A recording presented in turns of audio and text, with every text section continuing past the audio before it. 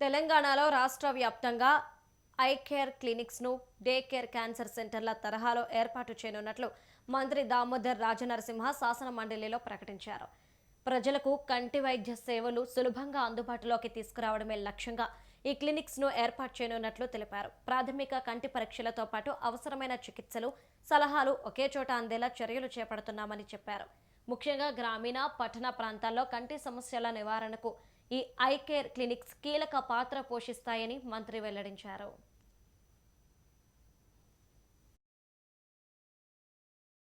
There is mass screening periodically,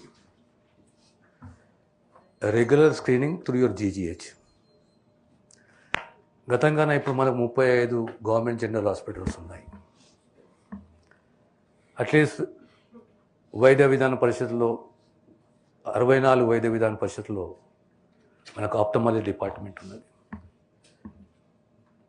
government general hospital connected to general medical college, government medical కాలేజ్లో ophthalmology department ఉంది, headed by professor, associate professor, assistant professor SR. నేను కొద్దిగా strengthen చేసి already nodal ఆఫీసర్ని appoint చేశాము. ఈ I clinic అనేది establish చేసి నోడల్ ఆఫీసర్ని అపాయింట్ చేసి ఈ ఆప్థమాలజీ డిపార్ట్మెంట్ని స్ట్రెంథన్ చేసుకొని ఏ రకంగా అయితే మేము ఈ మధ్యలో ఒకటి మొదలుపెట్టాము, day care cancer screening centre అని చెప్పి ప్రతి జీజీహెచ్లో మొదలుపెట్టాము. కీమోథెరపీ అనేది ఇప్పుడు ఎంఎన్జే పోయే అవసరం లేదు. ఆ రెస్పెక్టివ్ డిస్ట్రిక్ట్ హాస్పిటల్స్లోనే ఆ కేరు, ప్యాలిటివ్ కేర్ కూడా చేపట్టడం జరుగుతుంది. ఆప్థమాలజీ డిపార్ట్మెంట్ ఇప్పుడు జిల్లాలలో, జిల్లా హెడ్ క్వార్టర్స్లో ఏర్పాటు చేసామో, కాలేజీలు ఉన్నాయో ఆ డిపార్ట్మెంట్ మ్యాక్సిమంగా మనం వాడుకోవాలి.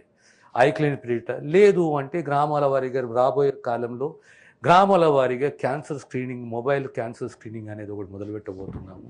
అదే రీతిలో కూడా దీన్ని కూడా let be part of that screening also. తర్వాత డిపార్ట్మెంట్ ఆల్రెడీ అనుసంధానం చేసుకొని ఉన్నాం మనము. లేకపోతే కామన్ మనకు అర్థమైపోవాలి పోతే ఈ డిపార్ట్మెంట్ ట్రీట్మెంట్ చెప్తున్నది విశ్వాసం